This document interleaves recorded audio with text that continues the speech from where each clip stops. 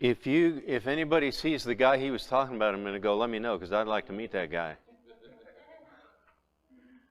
A word of thanks to your pastors for asking me to come and do this class. It's a subject dear to my heart and has been for a lot of years. And a disclaimer right out of the gate, I certainly don't have all the answers. Okay? If I don't know, I'll make something up. So half of what I give you might be made up because there's so much I don't know. But we'll try to work our way together through what the Bible has to say about parenting. We certainly didn't do everything right with our boys, and we learned a lot from our mistakes. I've also learned a great deal from these books. Don't try to write all those down. I'll give you a sheet later on in the next couple of weeks or so. Some of the best resources I know of on the subject of parenting. Can you all see this thing up here? Okay. Just curious, how many of you have children? Oh, wait, before I do that, what time am I supposed to quit?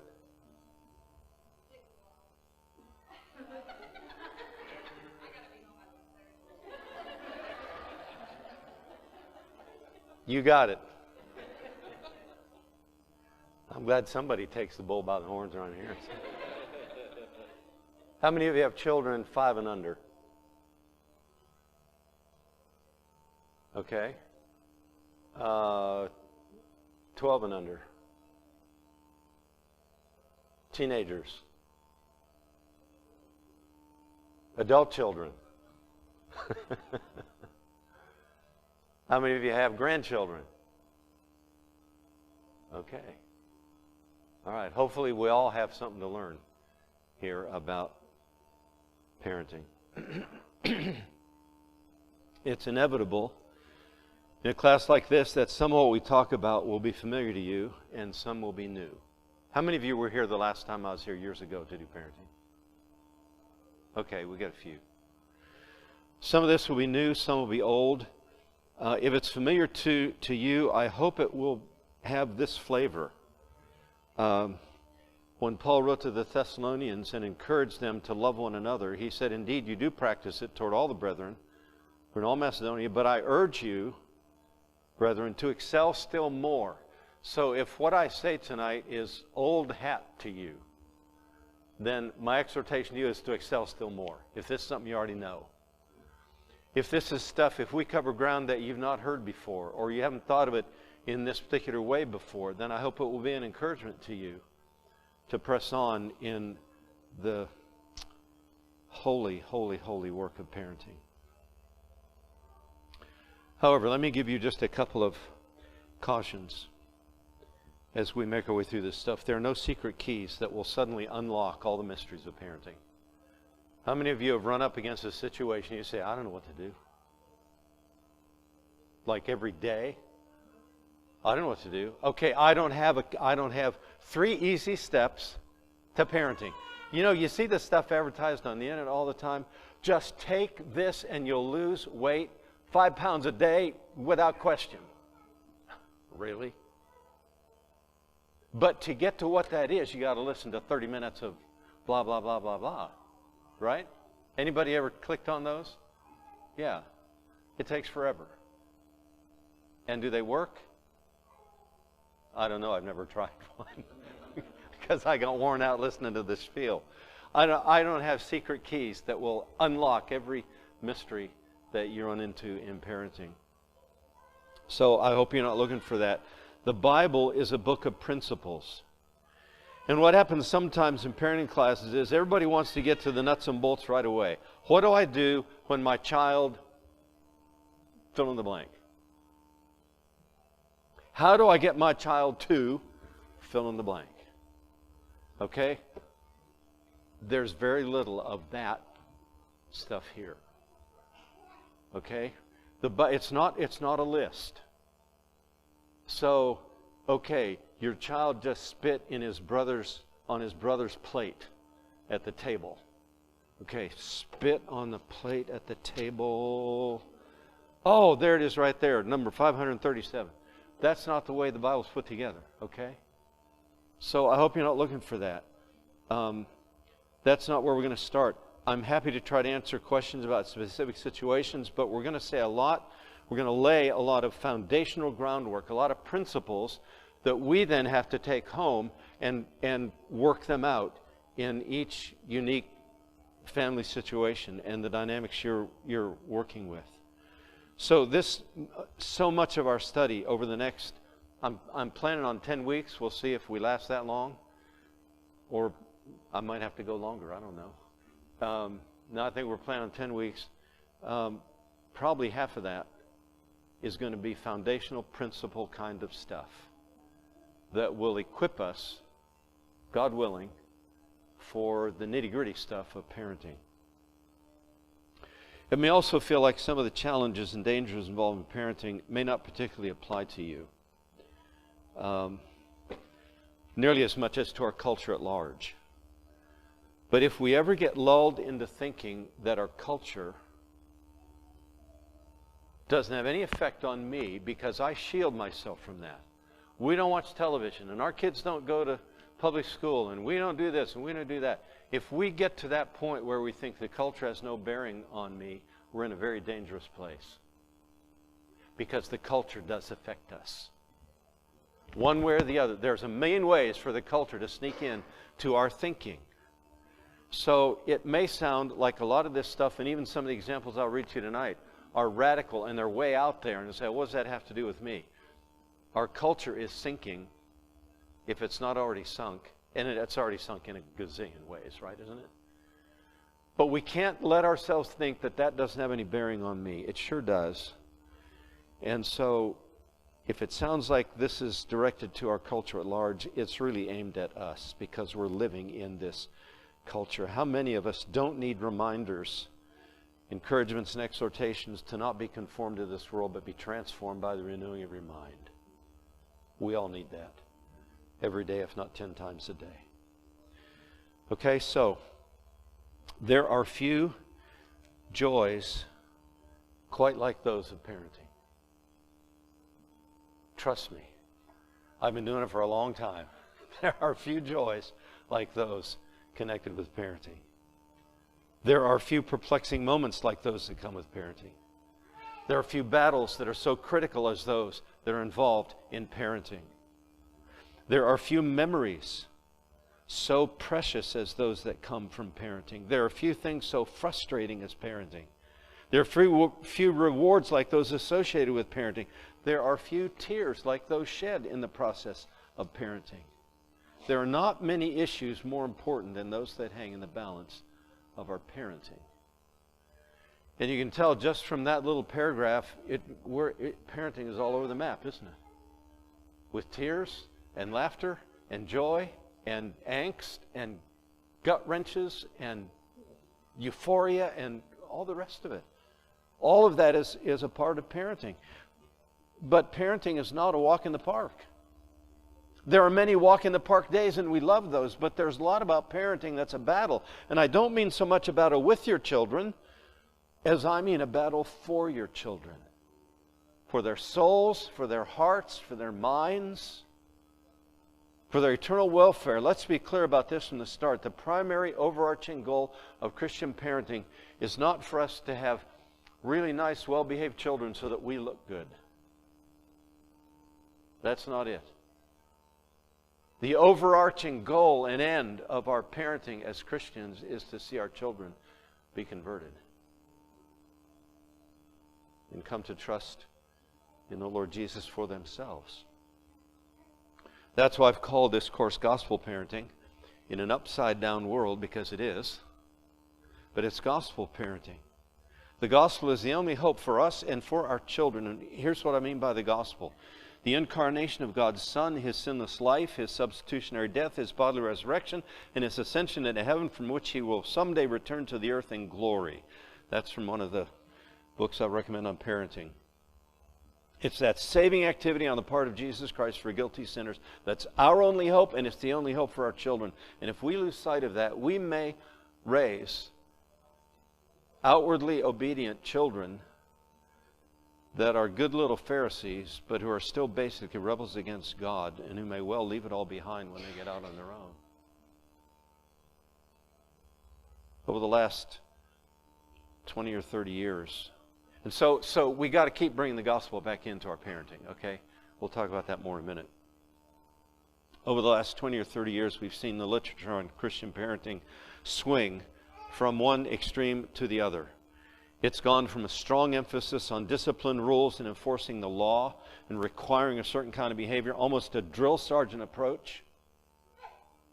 And that was where I landed when we first had children. My boys are 44 and 46.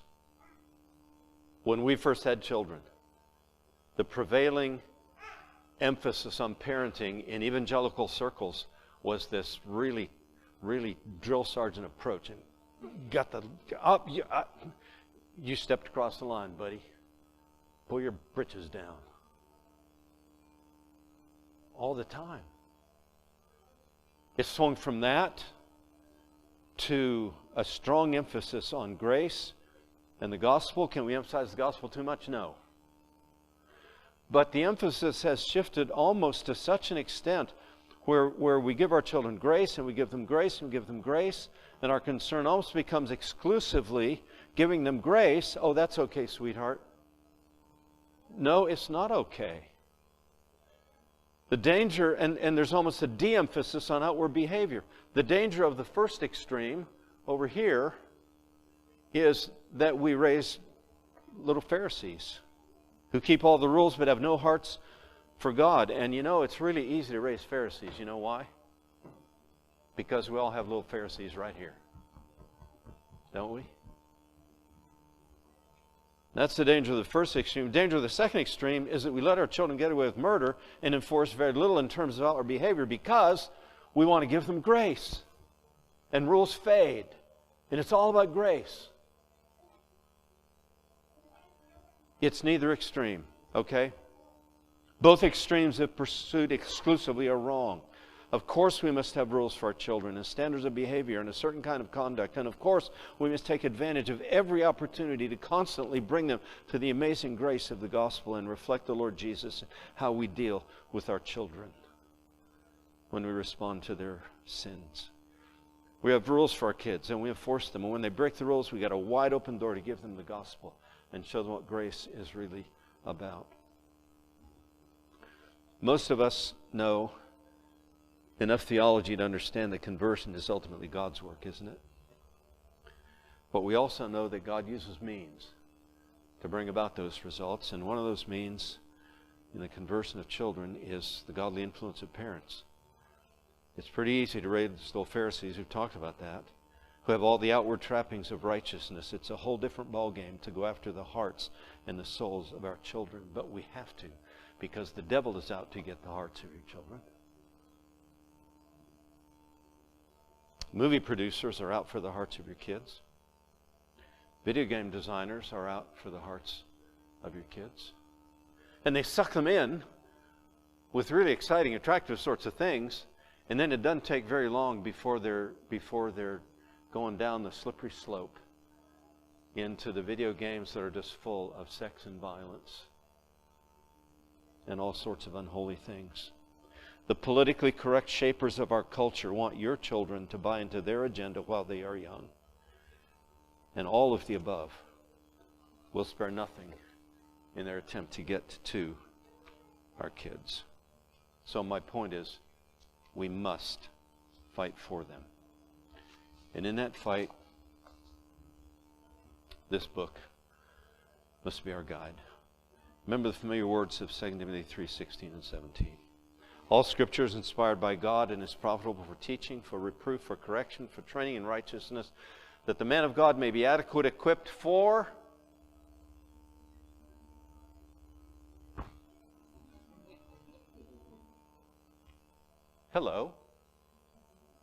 equipped for every good work. Is parenting a good work? Class? Thank you. This Bible is sufficient to equip us for parenting. So we got to come back and back and back again and again and again to this book. And then we got to work the principles of this book out into the specific details of parenting. Okay? Psalm 119, through your precepts I get understanding, therefore I hate every false way. How many days do you need understanding to deal with your kids? 100 times every day? Where do you get understanding? Right here. The unfolding of your words gives light, it gives understanding, it imparts understanding to the simple. That verse means so much to me. It gives understanding to the simple. That's me. Let my cry come before you, O Lord. Give me understanding according to your word. So we've got to be committed lock, stock, and barrel to this book as we learn about parenting and bringing up our children. I cannot underscore enough the importance of being committed to the Bible. I'll recommend lots of other books, but those books are only good to the extent they're built squarely on this book. There's more unholy advice on parenting available than ever before, and it's dressed up to look really good. It will ruin your children. But it's going to sound really good, and there'll be pressure for you to buy into whatever fad is on the front of Parents Magazine.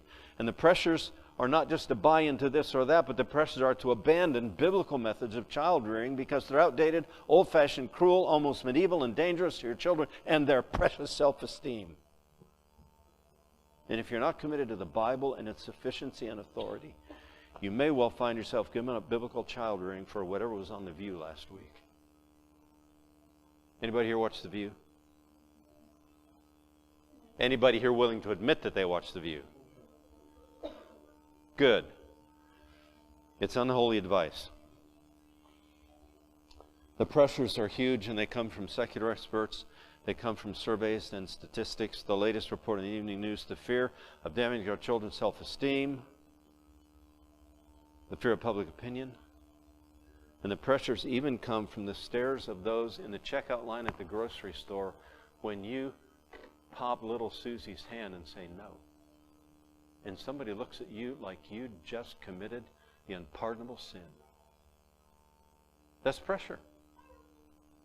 That's pressure to abandon the principles of biblical principles of child rearing. Oh, but the Bible is so old-fashioned. It's not really current. Well, I say good. Because if the general behavior of children at Walmart, in the doctor's office, and in the line at the grocery store, if the general behavior of children is any indication of the success of current trends in child training, then we ought to be running like crazy to go back to the Bible. Because this is true. And the Bible works. Parenting will test and reveal the depth, the strength, the character of your allegiance to the Scriptures for all that we're to believe and all that we're to do. So we're going to stick to this book, and with God's blessing, that will serve us well.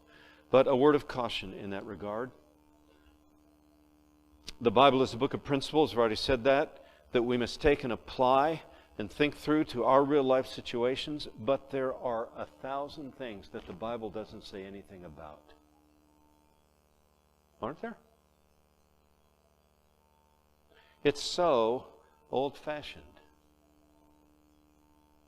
But it doesn't tell us whether you're going to breastfeed or bottle feed. And don't the arguments rage about breastfeeding or bottle feeding? Sometimes they do. Does the Bible say anything about pierced ears? Yes or no? Does the Bible say anything about pierced ears? Yes or no?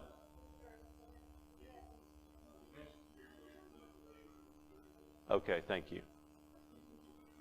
Does it say anything about really pierced ears? Or gauges? I don't think the word gauge is mentioned in the Bible. Say anything about hairdos?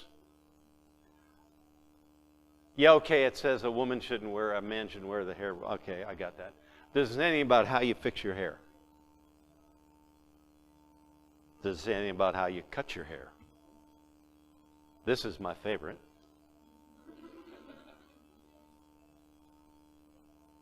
Does it say whether you should give your child an allowance?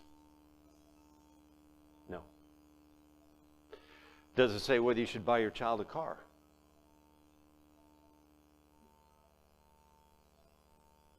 Does it say anything about Harley Davidson tattoos? Whether you should get your child a cell phone? Last time I checked, they didn't have cell phones when Moses gave us the Ten Commandments.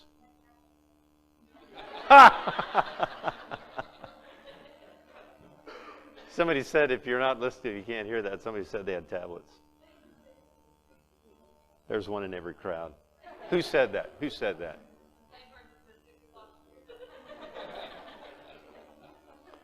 I don't think it says anything about whether you let your kids go to prom, or when you start dating, or whether you feed them this or this, or whether you listen to this or this, or out here in Union County, this, or out here in Union County, bluegrass. I don't know if y'all listen to bluegrass. Last time I checked, the Bible says nothing about whether you listen to classical or rock. I understand the words can change the whole complexion of the music you listen to, okay? I got that. It doesn't say anything about whether you buy your kids an Xbox or a PlayStation or a, what's the other one? Yeah, Nintendo Switch. Doesn't say. What are you going to do? So my point is simply that there are lots and lots of things the Bible doesn't say anything specifically about. And so we've got to get the principles down and then work them out in all these practical, nitty-gritty, nuts and bolts kinds of decisions that we've got to make for our children. When we talk about a subject like parenting, it becomes really easy to be very critical of the way other people, other parents are dealing with their children. There are many non-negotiable areas of parenting. There's also a whole lot of latitude in the application of many of the principles of parenting that we're going to talk about. Not every father and mother will apply these principles in exactly the same way. Some things will be more important to some parents than others, and that's okay. What that calls all of us to is a very thorough, conscientious application of these principles to our homes and our families and our situations, and it calls us to a very cautious and charitable and generous attitude toward what we may observe in other families. If I may paraphrase 1 Corinthians 13, it's so easy for us to be critical, okay?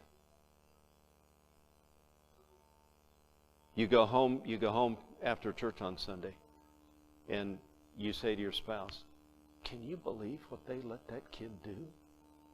Right during church? Oh, man. They need to go to that Tim Hoak's parenting class."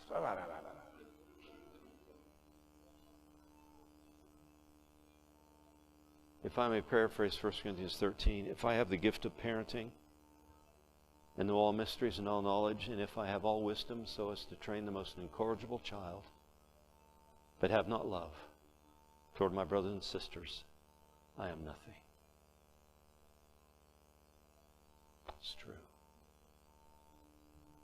We got to be really careful in our observations of how other people are raising their children, as if we had omniscient knowledge and we're therefore qualified to sit in judgment on this detail or that detail of somebody else's parenting. I don't think so.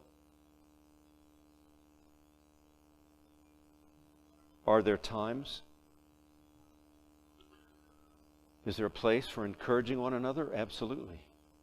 Is there a place for lovingly and patiently pointing out an area that's become an obvious pattern of poor child training? Yes, there is. But is there a place for judgmental criticism based on less than omniscient knowledge and observation, especially when that criticism is shared with others? No. No. We're in this together. Okay? So let's not be firing bullets at the way other people are raising their kids. Okay? Let's work together to implement these biblical principles in each of our own families in ways that are appropriate for our families. Some of you have been in the child rearing business for a lot of years, so some of this may be familiar. May it encourage you. Others are still on the front end, and some of this will be new, but hopefully these classes will equip you to do a good job with your kids out of the gate. There may be some whose children are a bit older, and patterns of behavior are already set. You may feel like it's getting pretty late in the game to be making changes. And you fear that a class like this will only compound the sense of guilt you may already feel. Let me tell you something. The grace of God in forgiveness reaches way farther than your guilt. It does. It does. It may be difficult if patterns in your children have already been set that aren't good patterns.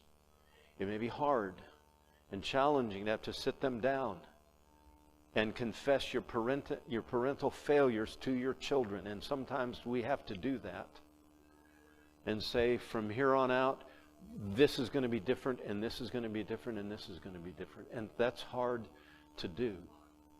If you've been on the parenting wagon for a long time and things have not gone well.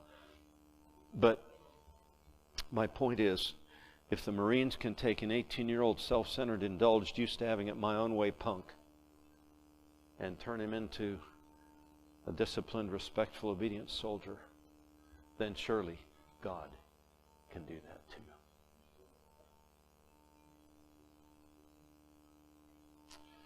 Let me talk a little bit about the difficulty of the task. I guess that's really been behind a lot of what we've already said.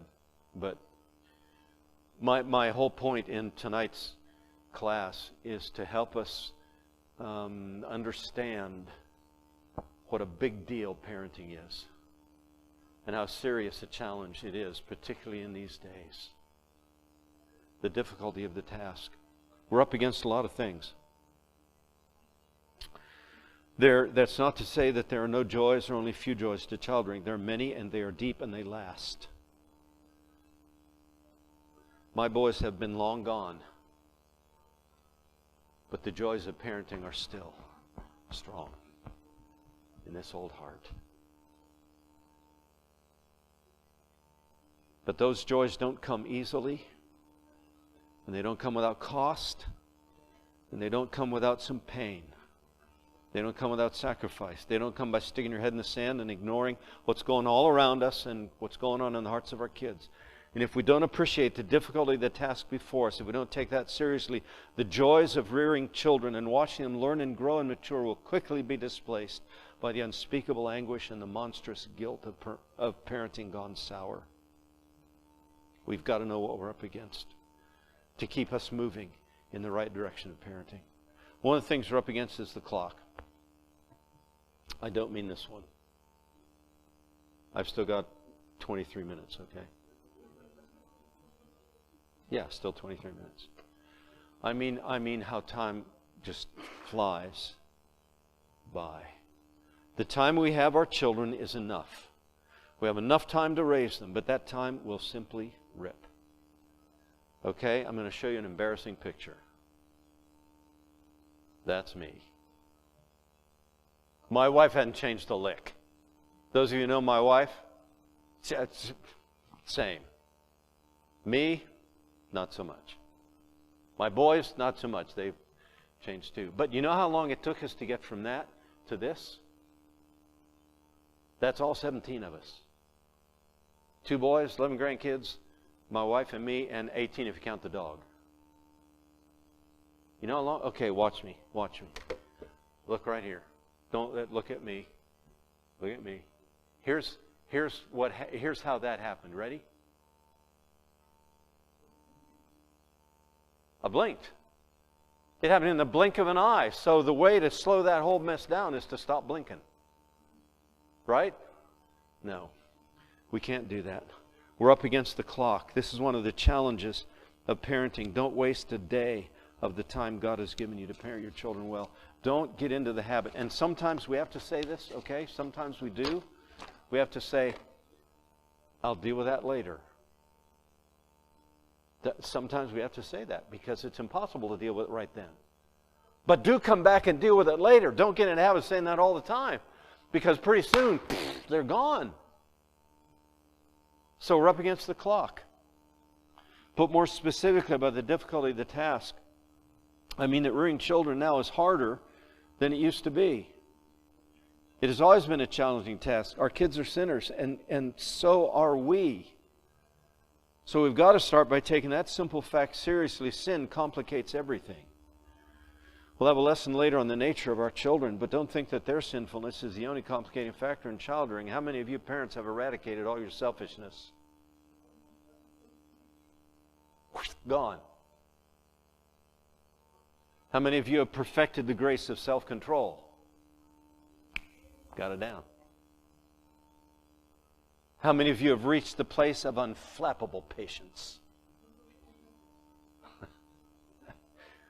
Anybody want to claim that one? Sin is the great difficulty. And if that is true, then the gospel is the great hope in raising children, both for us and our children. What our children need more than anything else is for the back of sin to be broken in their hearts, and only the gospel will do that. It's the power of God unto salvation. And so we must give it to them often and give it to them earnestly. But it's also the only hope of every parent who's ever been discouraged with his or her parenting sins. There is forgiveness. And there's hope that my parenting sins may yet be overcome by the grace of God. And that's what the cross is all about. And we've got to come back to that again and again. But sin has spawned all sorts of particular difficulties that are bearing on parenting that I didn't have to wrestle with when I was parenting my kids when they were little. It's really a different world. Anybody in here as old as me? No. How old are you?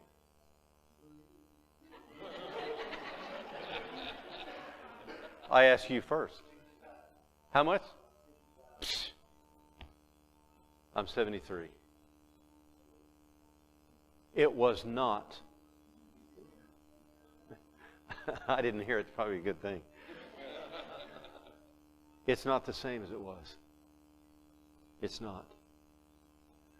There's the general degeneration of our culture. The cumulative effects of sin have taken their toll on society. It's not the same as it was 10 years ago. Think about how much more open sin is than it used to be. And our kids are not altogether shielded from that, as hard as we try.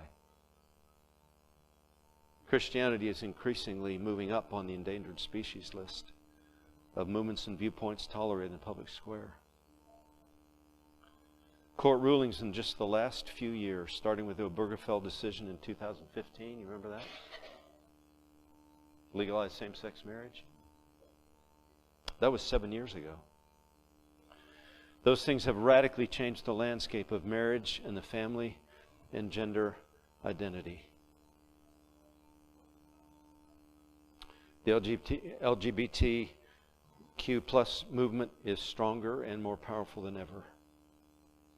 The Gay, Lesbian, and Straight Education Network has produced a teacher training video called It's Elementary, which shows teachers how to promote the homosexual agenda in their elementary classrooms. One of their questionnaires asks, quote, "If you have never slept with someone of the same sex, how do you know that you wouldn't prefer that? Is it possible you merely need a good gay experience?"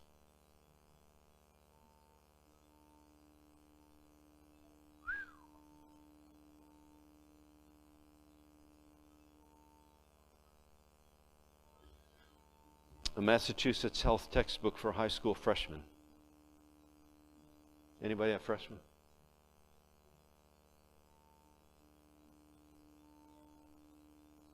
A health textbook for Massachusetts high school freshmen says, quote, "Testing your ability to function sexually and give pleasure to another person may be less threatening in your early teens with people of your own sex. You may come to the conclusion that growing up means rejecting the values of your parents." And my point is not that our kids are going to be exposed to that Massachusetts textbook. My point is that we now live in a society that tolerates that kind of thing. The world has never been a friend to grace. But it's even less a friendly place to grace in our day. To the point that if we dare to affirm traditional biblical values, we are quickly branded as bigots. And if we're not careful, that atmosphere of toleration, of spineless concession, will slowly eat away at robust parenting, and we will be subtly influenced to ease up just a bit in our parenting. After all, we don't want our kids branded as bigots, do we?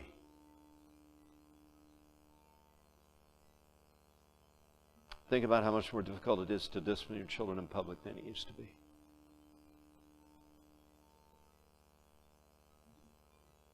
There are too many stories of people who have been turned into social services for disciplining their children in public. Spanking in public schools is banned in 31 states. Think about the prevailing psychology of child training today. It's fueled by a thoroughly unbiblical view of self-esteem. Biblical self-image is one thing. Self-esteem is a whole other ballgame.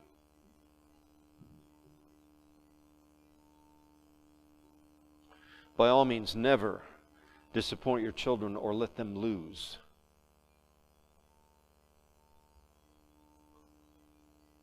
Participation trophies. Okay, there's nothing wrong with a participation trophy. But tell that to the NBA or the NFL. How dumb would that be? But we bring up our children to never lose? You're all winners. All the time. No. There's a grace to be learned about losing. Isn't there? Yeah. Nothing wrong with winning, okay?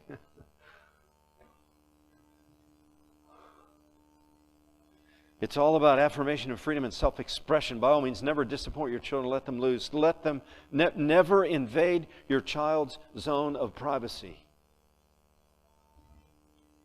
I never heard of a zone of privacy when our kids were little.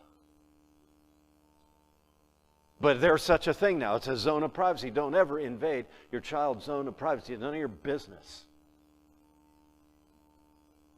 Which is why what they do, who they see, what they listen to, who they talk to, the decisions they make, it's all their business, which explains why a young man named Justin Berry made hundreds of thousands of dollars on internet pornography starting when he was 13 without his mother ever knowing, simply by using his computer and a webcam from his own bedroom.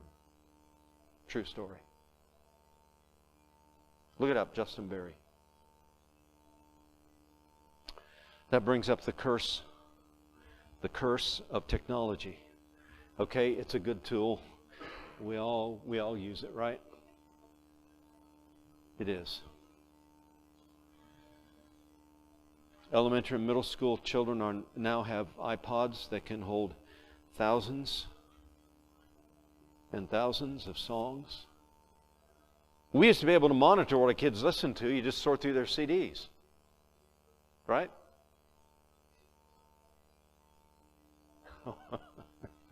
Or the 8-track tapes. Y'all even know what an 8-track tape is? Sort through their 45 RPM records. Sort through this. We could keep an eye on that stuff. But not anymore. Cell phones, increasingly standard issue for teenagers and preteens, are now an instant gateway to pornography. Text messaging is not just about what happened today and what movie you're going to see. We even have a new term, and it's called sexting.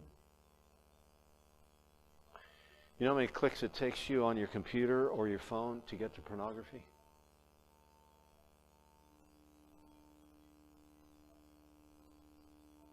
I'm not kidding. You can get to pornography in 2 clicks.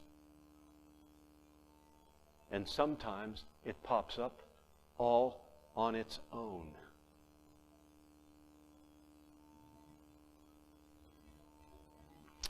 Text messaging, for all its benefits, is changing the whole complexion of interpersonal, face-to-face, eyeball-to-eyeball communication.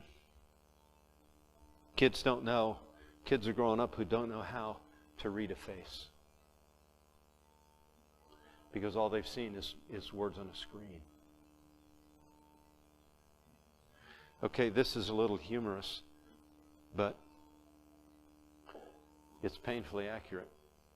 If you can't see that way back there, this kid's got his phone, and mom shows up with a cardboard cutout of a phone with a message written on it. Hi, Jeremy, how was your day? And Jeremy turns around and looks at mom dressed up like a cell phone with a text message on it, and he says, now that's just desperate. And she says, but at least we're talking. But isn't that, it's funny, okay, that's funny. But isn't it sad? The internet has spawned a whole world of soul-destroying entertainment for our children. And it wasn't all that long ago that world, at least in terms of readiness and access because of technology, didn't exist. And then there's the whole movie, music, television, gaming industry that's become openly blatant in its wholesale marketing of sex and violence and corruption and drug abuse. The thing about advertising, the average child in the U.S. watches between 25,000 and 40,000 commercials in a year. Advertisers spend 15 to 17 billion just on selling their products to children. And why do advertisers target children? Because there's a direct connection to Johnny and Susie and mom and dad's pocketbook and wallet. Dad, can we have one of these? Can we have one of these? Dad, can we have one of these? Mom, can we get that? Mom, can we get that? It's all the kids. All the kids have one. All the kids have one. You know how many all is? Out of a class of 30 kids, all might be one or two, but all the kids have one.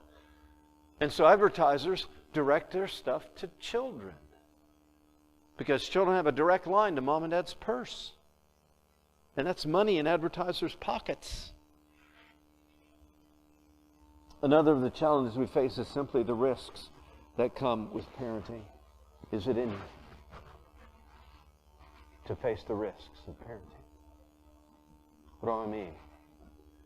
You risk the disapproval of your own teenagers. The very real possibility of them not liking you very much. Have you ever felt like your kids don't like you very much? Well, yeah, they don't.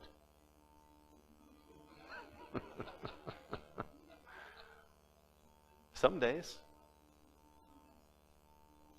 Doesn't mean they don't love you, but there are days when they don't like you very much. And it's hard. It's hard because we cherish their friendship. You risk the scorn and the behind-your-back gossip of friends who are also parenting teens when you have drawn a hard line in the sand, a necessary line for your 13 or your 17-year-old, and you risk becoming the butt of the jokes your children's friends are telling. You risk the hurt, the heart hurt of seeing your teenagers hurt by the cruel comments of their peers because of the places you won't let them go and the things you won't let them do and the clothes you won't let them wear. And so your kid becomes the butt of jokes. And boy, that hurts.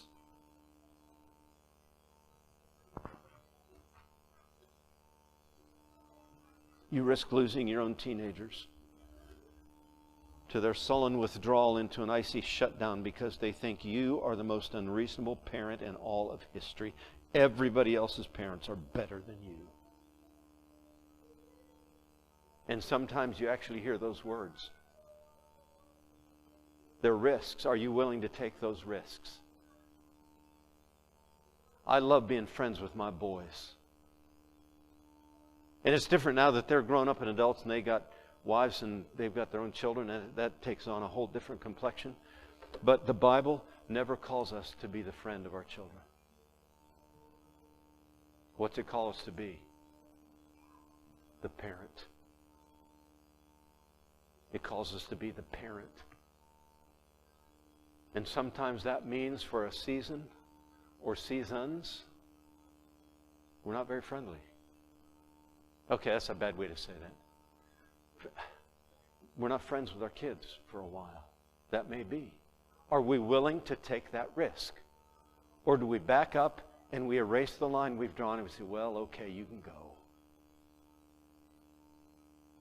Or, okay, sweetheart, that's, yeah, I don't really like it, but it's okay if you wear that dress.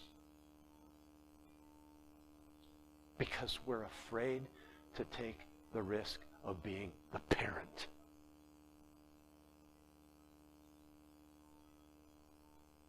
So it's risky. But the risk we must take. One more challenge we face in parenting, one more that I'm going to mention, is how we're tempted to think about, I got to keep moving, how we're tempted to think about the whole issue of having children. The thinking of our culture about parenting and having children has shifted drastically. Having children is no longer viewed the way it once was in our culture. It used to be that children brought new, added, significant dimensions of joy to parents. Once you had them, you couldn't imagine life without them. The joys were unspeakable. Not anymore for many. New York Magazine, July 4th, 2010. That was 12 years ago. And it hasn't gotten any better. Featured this article. All joy and no fun. Why parents hate parenting. I love my children. I hate my life. No, the article says, I don't hate you, my darling child. I don't hate you. I just hate what I didn't become. Are you kidding? What you want me to translate that for you? I hate that you prevented me from achieving my personal goal of significance and self-worth and success and financial security. You stood in my way, and I didn't become that. Oh, I love you, but I hate what I couldn't become because of you. Wow. That's pretty radical. That article went on to make the point, citing various research studies, that parents who have more than one child are invariably less happy than parents who have none. A survey of 909 working Texas women found that child care ranked 16th in pleasurability out of 19 activities. Whew. That's down near the bottom. The declining birth rate is evidence, verifies that our thinking as a culture has radically changed toward having children. In 1950, the birth rate was just under 25 per 1,000 people. 25 kids per 1,000 people. That was 1950. At the start of 2022, the birth rate has been cut in half to 12. 12 per 1,000 people. Why? Why? Because having children is no longer viewed the way it once was. It didn't used to be this way. There's a different mindset about the demands of parenting. Having children is work. That's why they call it labor. Right, moms? But raising them is work.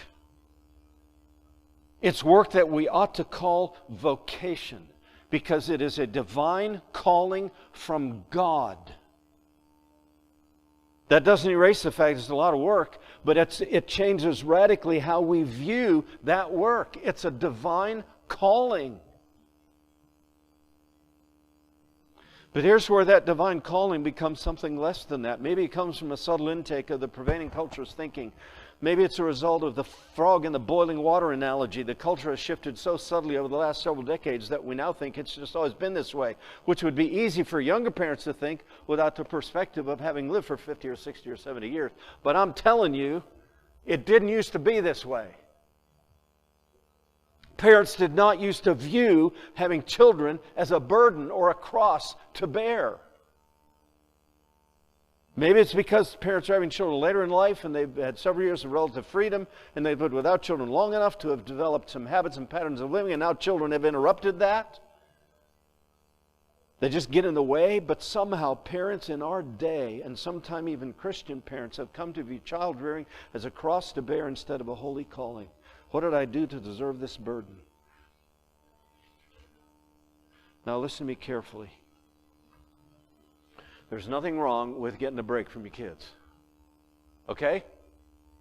There's nothing wrong with getting a break from your kids.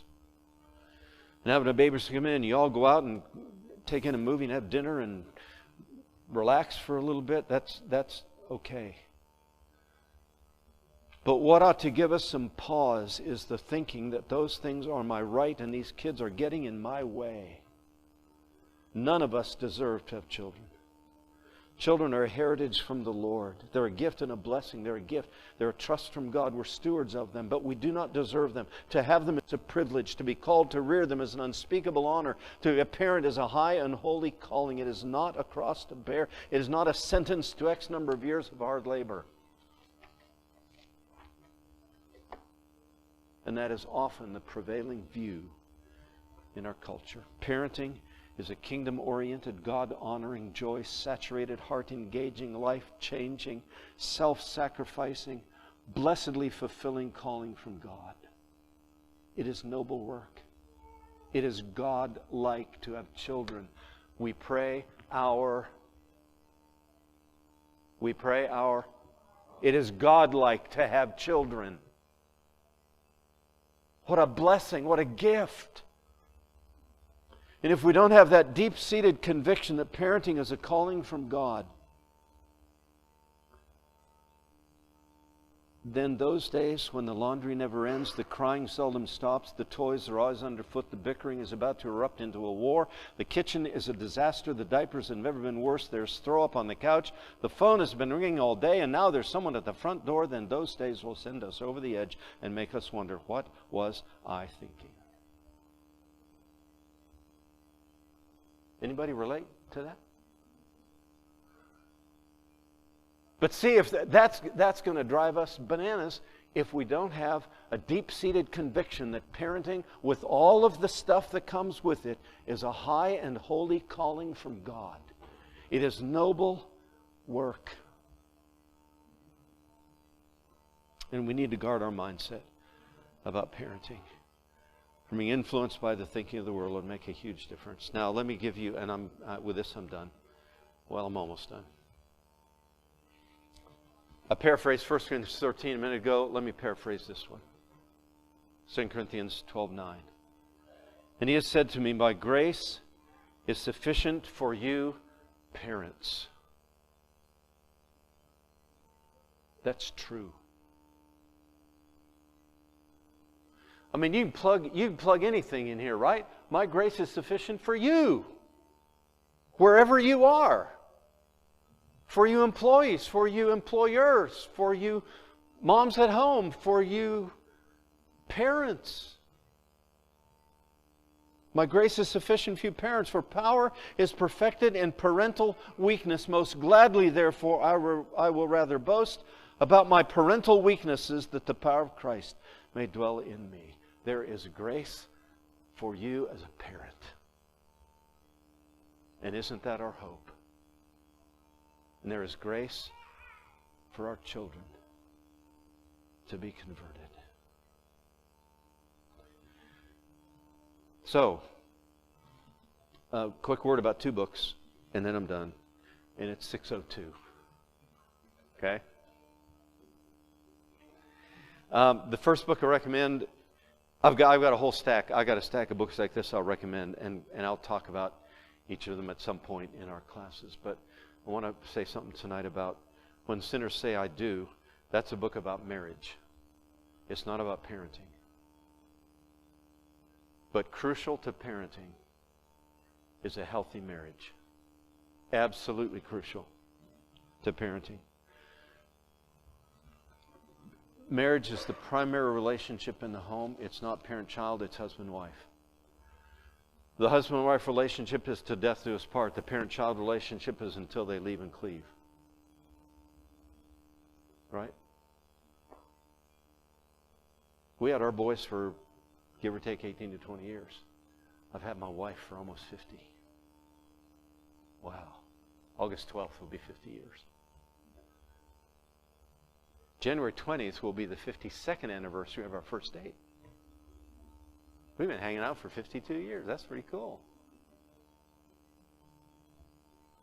If husband and wife are not deeply committed to one another in a biblical way, if they're not on the same page with regard to their children, if their communication is hindered and poor, if they're constantly at odds with each other, if there's bitterness and resentment and jealousy and selfishness in the marriage, that's going to profoundly affect how you deal with your children and how they respond to you. So, want to be a good parent, be a good spouse.